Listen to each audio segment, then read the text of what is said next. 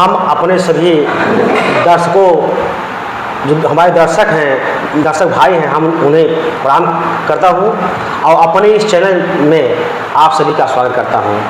आज हम जनपद जौनपुर के मछली शहर लोकसभा और तहसील भी है और ब्लॉक भी है, हमारी टीम वहाँ मौजूद हुई है और हम इस समय वहाँ मौजूद हुए हैं। जो हम परिचय बताने में, हम परिचय के मोहताज आप नहीं हैं, आप तो फेमस हैं। और डॉक्टर मनोज कुमार यादव जी के हम साथ बैठे हुए हैं और आज हम सब जो है कि एक चाय पर जो है चर्चा कर रहे हैं। तो चलिए हम भैया से, तो भैया का राजनीतिक भी सफ़र है, आज समाज सेवी भी हैं और आप नर्सिंग होम चलाते हैं मछली शहर में, तो समाज हर ढंग से समाज सेवा कर रहे हैं। चलिए, आप ऊर्जावान हैं, आपसे हम जुड़ते हैं और अपने दर्शकों को सुनाते हैं। तो चलिए ठीक है, ज़्यादा समय न लेकर के हम डॉक्टर साहब से बात करते हैं, आप तक पहुंचाते हैं।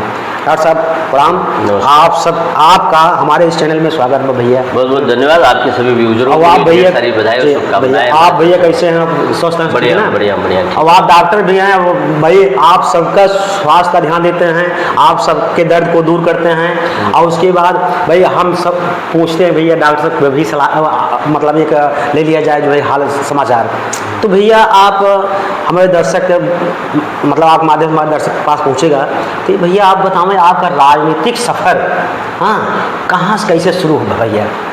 देखिए एलवी भाई, राजनीतिक सफ़र का मेरा पूरा परिवार कोई पॉलिटिकली नहीं था, राजनीति से कोई जुड़ा हुआ नहीं था, और न मैं किसी सांसद का बेटा हूँ, न किसी विधायक का बेटा हूँ, न किसी मंत्री का बेटा हूँ। मैं एक किसान का बेटा हूँ। हमारे दादाजी, हमारे पिताजी सब किसान थे जी, और दादाजी पिताजी ने पढ़ाया और लिखाया, तो आज हम इस मुकाम पे पहुँचे कि मैं अपना एक प्रैक्टिस करता हूँ, एक हॉस्पिटल और नर्सिंग होम चला रहा हूँ। जी। राजनीति की शुरुआत यहाँ से हुई है कि हमारे गांव के लोग, कुछ लोग कह रहे थे कि बहुत दिन से एक ही लोग प्रधान हो रहे हैं जी, और गांव का विकास नहीं हो पा रहा, जिसकी वजह से हमें लग रहा है इनको हटाना चाहिए जी। अब उनको हटाने के लिए कोई ऐसा व्यक्ति था ही नहीं कि जो हटा सके जी। पॉलिटिकली ज्ञान, सामाजिक ज्ञान, साथ साथ में एक अच्छा पकड़ और लोगों की बात करने वाला व्यक्ति और गांव के विकास को लेकर जाके सशक्त मार्ग को पहुंचाने वाला व्यक्ति कोई नहीं था जी। तो लोगों ने सोचा कि ठीक है कि हमारे दादाजी थोड़ा गांव में थे, तो लोग उनका बड़ा सम्मान करते थे, चाहे वो पंचायत के माध्यम से हो या किसी चीज़ को लेते हुए उनको मानते थे कि अभी आजा जी हैं, आजा से कहिए ये बात मामला। मेरे दादाजी को आजा आजा सब कहते थे गाँव में। तो लोगों ने विचार किया, गांव के लोगों ने, फिर बैठ के बातचीत हुई। लोग कहें कि अपने क्षेत्र में अपना विकास जो है थोड़ा सा पूर्वा जो होता है कुछ अलग है। जो हमारा यादव समाज का पूर्वा है वो बहुत पिछड़ा है, हमारे दलित समाज का कुछ पूर्वा है वो बहुत पिछड़ा था। लोगों ने मन बनाया, दलित समाज के लोग और फिर पिछड़े समाज के लोग कहे कि नहीं, डॉक्टर साहब को ही चुनाव में ले आइए। तो लोगों ने मुझे बुलाया, तो मैं आया, ग्राम प्रधानी का चुनाव लड़ा, फिर प्रधान हुआ और अच्छे मार्जिन से वोट से जीता। फिर इसके बाद प्रधान संगठन का जिला अध्यक्ष हुआ। आप लोग सब लोग जानते हैं पूरे जौनपुर में मैंने प्रधान संगठन का, जब मैं जिला अध्यक्ष था तो हर मामले को लेकर हमेशा जिले पे बैठना, धरना प्रदर्शन करना, या फिर इसके बाद गाँव देहात की पूरी बात करना, गाँव के विकास कैसे होगा, सड़क नाली खड़ंजा तमाम ऐसी समस्याएं होती थी जिसको लेकर हम लोग जिले तक जो है धरना प्रदर्शन के माध्यम से भी और वैसे विज्ञापन दे के जो है करवाने का काम करता था। बीच में फिर इसके बाद प्रधानों की जब बात होने लगी तो प्रधान साथियों ने एक मन बनाया कि यार हम लोग प्रधान हैं, हम लोगों की बहुत उपेक्षा हो रही है। उपेक्षा ये हो रही है कि जैसे सांसद, विधायक, मंत्री सब लोग तमाम लोग हो जाते हैं, 5 साल के लिए वो भी हैं और 5 साल के लिए हम भी हैं राजनीति में, तो उनको पेमेंट मिलता है और पेंशन भी मिलता है। हम प्रधानों को सबसे ईमानदारी से काम करते हैं, हम लोग मतलब कि 90-95% ईमानदारी से काम करते हैं। कुछ ही इस तरह के 4-5% कौन नहीं राजनीति में करता है। उस आधार पर भी अगर जो अच्छा काम किया ग्राम पंचायत और प्रधान जो है, तो उसको भी तो एक ऐसे चैनल पे लाके खड़ा करना चाहिए ताकि लगे कि हाँ ये भी जनप्रतिनिधि हैं। तो हम लोगों ने एक मन बनाया कि यार देखिए, हम लोगों का बीच का व्यक्ति अगर जब तक नहीं जाएगा विधान परिषद बन के, तो हमारी आवाज़ नहीं उठेगी।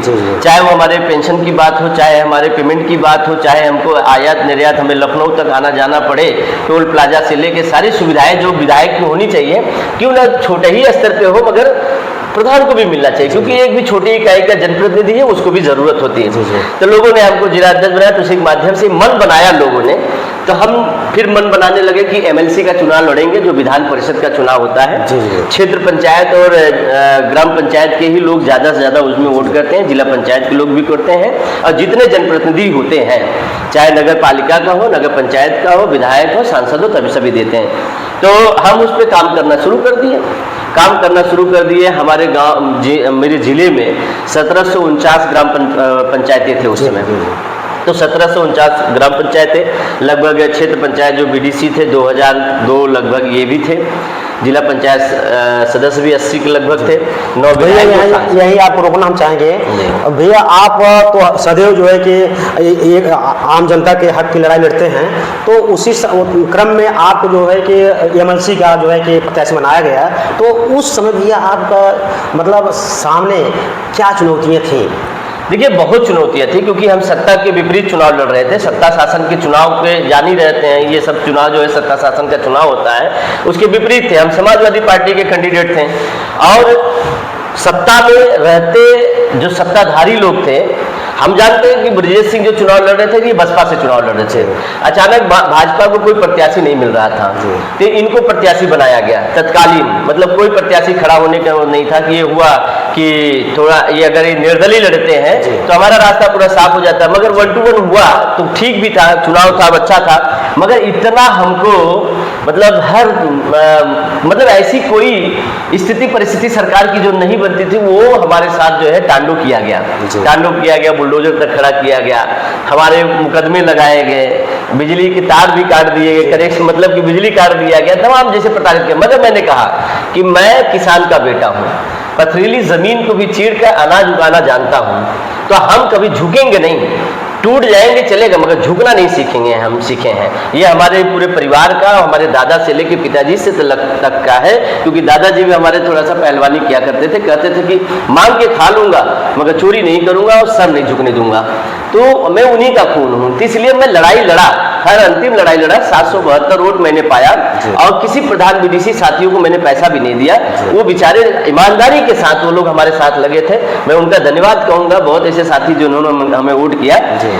मेरी एक ही लड़ाई थी कि मैं जनप्रतिनिधि बनता, एमएलसी बनता, और मैं चुनाव जीत के जब आता, तो मेरा एक ही लड़ाई था कि पूरे जनपद जौनपुर में जनप्रतिनिधित्व का नेतृत्व क्या होता है, उस नेतृत्व कार्य को मैं सिखाता करता, लोगों के बीच में पहुंचता और लोगों का कार्य होता। मैं आज भी पूछता हूं कि आज जो एमएलसी साहब हुए हैं, बताइए, आप पत्रकार साथी हैं, बहुत ऐसे पत्रकार साथी हैं, जमीन पे काम कर रहे हैं, लोगों तक पहुंच रहे हैं, लोगों की बातों को उठा रहे हैं, आप अपने चैनल के माध्यम से भी पहुंचा रहे हैं।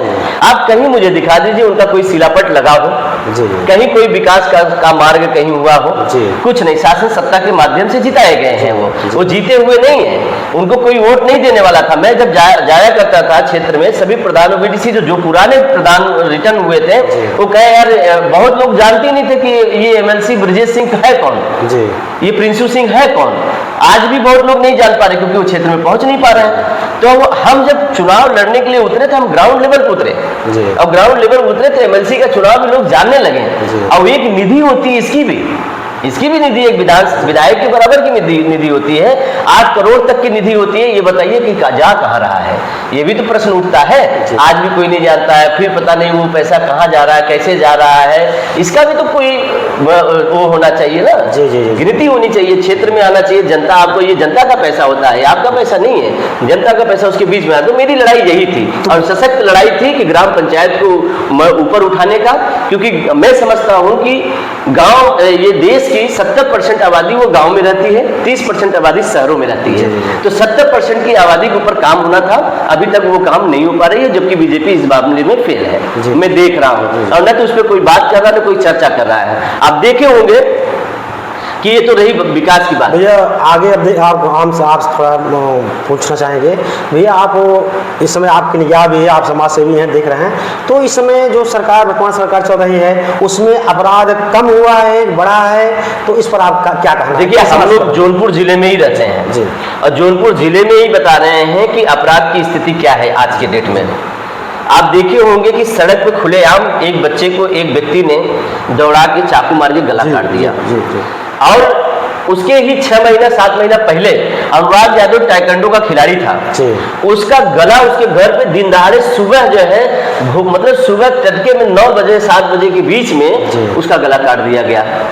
आप देख रहे होंगे। और वहीं जो है जफरेबाद में आज के 2-3 महीने पहले एक निषाद परिवार को आप जान लीजिए कि कुछ जो बाबा जी के स्वजाति लोग हैं उन लोगों ने केवल मतलब इतना ही था कि उससे पैसा मांगा उन्होंने। और वो क्यों दे भाई, वो अपना कमा रहा, अपना खा रहा, अपना सब कुछ कर रहा है। वो कह दिया भैया हमारे पास पैसा नहीं, हम नहीं दे पाएंगे, तो वो ना कर दिया तो उसको गाड़ी से कुचल के मार डाला इन लोगों ने।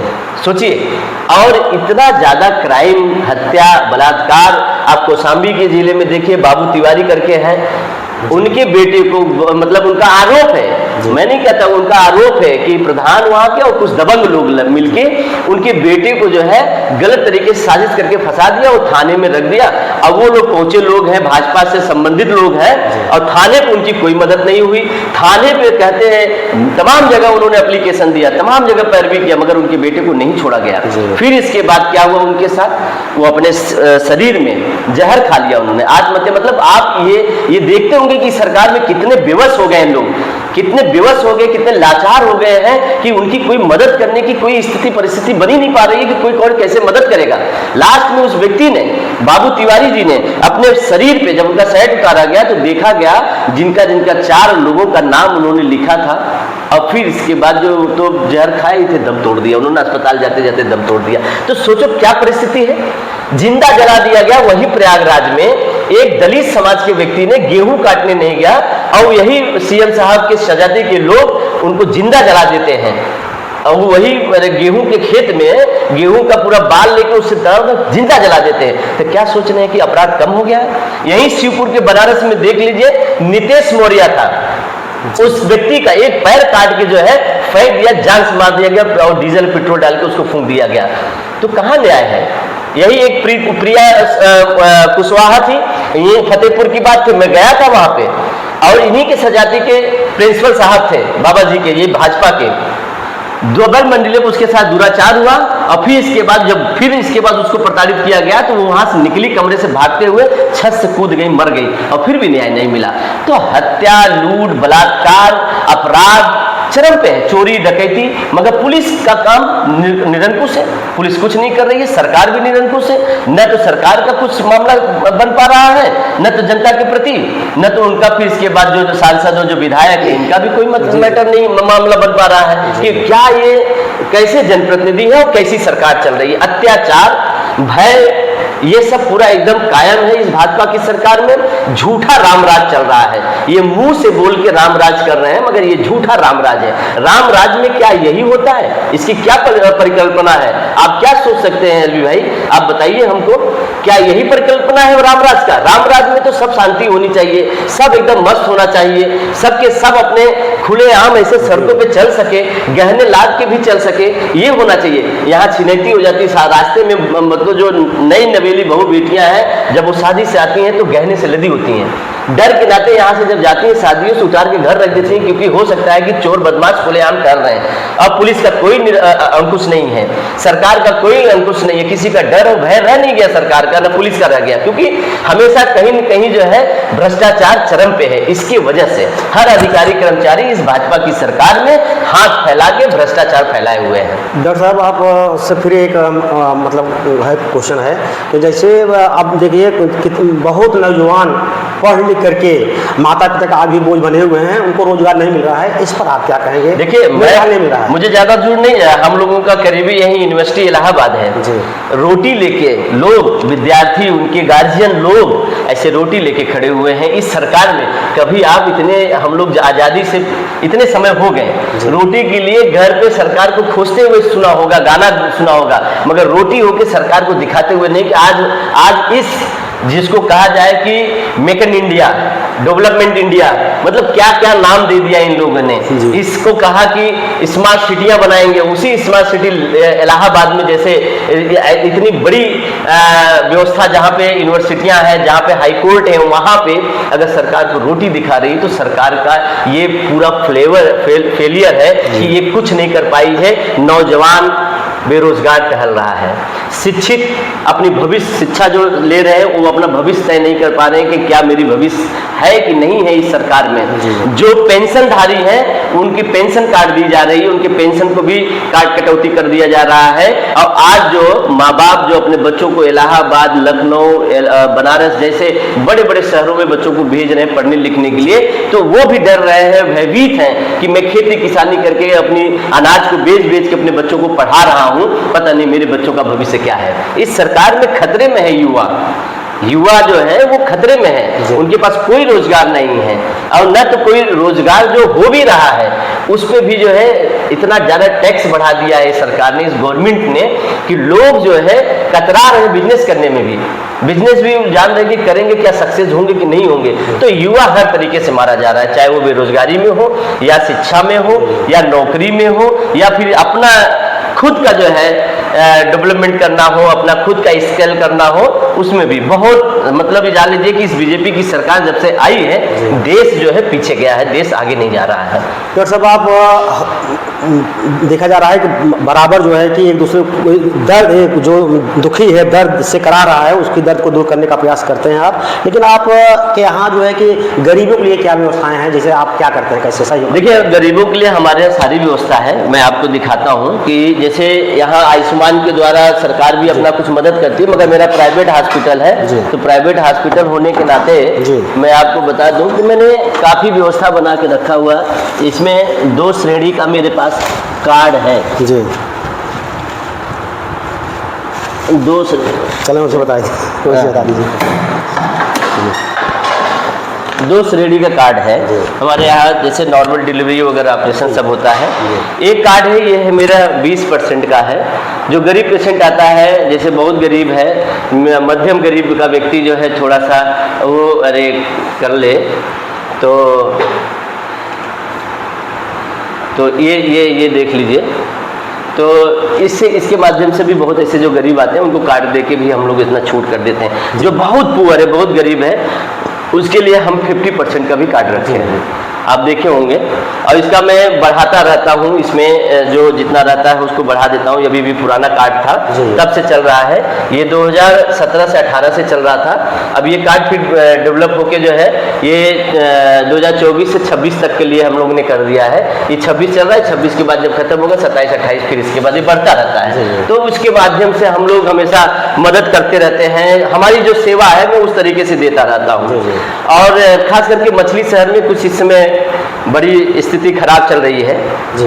कुछ ऐसे लोग भी आ गए हैं जिसकी वजह से डॉक्टरी लाइन बड़ी बदनाम हो रही है। बहुत खराब लगता है ये सब, ये देख के सब कुछ ये सब बढ़ा रहा है। इसी तरीके से सेवा दे रहा हूँ, ये सब कर रहा हूँ। पॉलिटिकली भी हूँ, पेशे से डॉक्टर भी हूँ। जनता चाह रही है कि आप मतलब और किसी ऊंचे पद पर जा करके और जिस ढंग से आप लोगों को दर्द निस्तारण करना है उसी ढंग से कुछ लोग अभी जो कुछ गाँव ऐसे हैं जो विकास से भी बहुत अछूते हैं, तो उस जनता चाह रही है कि आपको कहीं ऐसा पद मिले कि उसके माध्यम से आप उसके धन से जो है क्षेत्र का विकास करें। अब देखिए मैं समझता हूँ कि जो गांव की जनता है वही सब कुछ होता है। राजनीति का सबसे बड़ा भगवान वही है जी।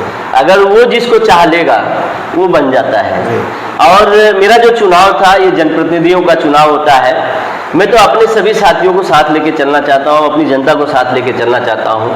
मेरा कोई लालच नहीं है या कोई भी उस तरीके से मैं राजनीति में नहीं आया हूँ। पेशे से डॉक्टर था, मैं आराम से एकदम बढ़िया से कमाता खाता, और सभी डॉक्टर कमाते खाते हैं, सबसे अच्छे चलते हैं, जीविकोपार्जन चलता रहता है, घर परिवार समाज चलता रहता है।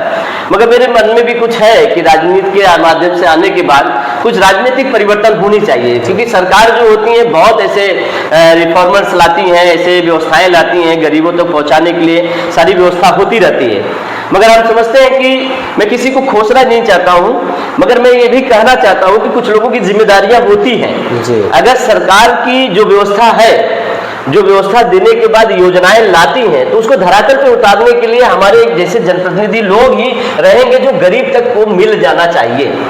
जो साधन होना चाहिए वो गरीब तक मिलना चाहिए, ये व्यवस्था होनी चाहिए और व्यवस्था हमेशा चलती रहे। क्योंकि भी भारत देश हमारा जो है बहुत इस तरीके का है, क्योंकि अभी गरीबी में भी है, बहुत अमीर देश नहीं हुआ है ये। कुछ परसेंटेज लोग हैं जो बहुत अच्छे लग्जरीज लाइफ में जी रहे हैं, मगर कुछ ऐसे लोग हैं अभी भी जो गरीबी के नीचे भी हैं, जिनको प्रतिदिन का है कि प्रतिदिन वो अगर कमाएंगे नहीं तो खाना मिलेगा नहीं उनको, प्रतिदिन की है। चलिए डॉक्टर साहब, डेली पानी पीने का हालात है। चलिए बातचीत करने के लिए आपको बहुत धन्यवाद। लेकिन डॉक्टर साहब, हमारे जो दर्शक हैं, जो आप क्षेत्रवासी हैं, जनपदवासी, उनको क्या संदेश देना चाहेंगे? देखिए, मैं यही संदेश देना चाहूँगा कि देखिए, आज के एक डॉक्टरी लाइन की वजह से कि गर्मी का सीजन चल रहा है, स्वच्छता एकदम बना के रखिए अपने अगल बगल सब कुछ जो है, चाहे आपके घर पक्के का हो या कच्चे ही मकान क्यों ना हो, साफ सफाई बहुत ज़रूरी होता है। तो स्वच्छ जल का व्यवस्था रखें, और जब अगर जिनके घर पे पानी पीने की स्वच्छ व्यवस्था ना हो और इस ठंडक गर्मी के सीजन में ठंडा पानी पीने की व्यवस्था ना हो, तो सुराही मटके पाली जाती है, गाँव में फ्रिज भी बहुत नहीं होते, तो उसको मटके का भी साधन उठाना चाहिए इसके माध्यम से, और बच बचाव करके मक्खियों से बचा के रखें, पानी इकट्ठा न होने पाए, क्योंकि पानी का जल जमाव जब होता है तो इसके इस टेम्परेचर और तापमान में जो गंदगी उसमें रहती है उसका सड़न होता है, सड़न होने के बाद उसमें गंदगी से मच्छर वगैरह निकलते हैं, मक्खियाँ निकलते हैं, इसकी वजह से वो काफ़ी नुकसान होता है। मगर परिस्थिति राजनीति की भी बताना चाहूँगा कि अच्छा और गलत आप लोगों को ही तय करना पड़ेगा। आज का समय ज़माना बहुत ख़राब है, किसी बात को लेकर किसी से बात विवाद नहीं करना चाहिए, पहले उसका निस्तारण करना चाहिए। जरूर ये थाना अदालत कोतवाली बनी हुई है कि आपका निस्तारण हो सकता है, मगर आप खुद समझदार हैं, अगर समझदारी से काम करेंगे तो बहुत ऐसे निस्तारण है कि जो आपको बैठ के ही निस्तारण हो सकता है। साथ में अपने बच्चों को, अपनी बेटियों को, मैं एक जिम्मेदार समाज सेवी होते हुए, क्योंकि मैं तमाम इस तरीके से देख रहा हूँ कि किस तरीके की बच्चे, बेटे और बेटियां जो बाहर पढ़ने लिखने चले जाते हैं या कुछ भी कर जाते हैं, कुछ ऐसे कदम उठाते हैं जिससे परिवार का और गार्जियन का, माँ बाप का सर नीचे होता है। मैं उसके लिए भी कहूँगा कि आपका सम्मान आपकी बेटी है, आपका स्वाभिमान आपका बेटी है, आपका जो आतिथ्य होता है जिसको हम लोग लेके समाज में पेश करते हैं, वो सम्मान आपका है, तो इस सम्मान को बचा के रखना है आपका काम। अभी हमारी बात डॉक्टर साहब से, डॉक्टर मनोज कुमार यादव जी से हुई है। आपने बहुत अच्छी जानकारी दिया है, इसके लिए आपको बहुत बहुत धन्यवाद। धन्यवाद आपको, सभी आपके यूजरों को मेरा बहुत प्रणाम और नमस्कार। मौसम निषाद, शिवाज पांडे के साथ ब्यूरो, जौनपुर।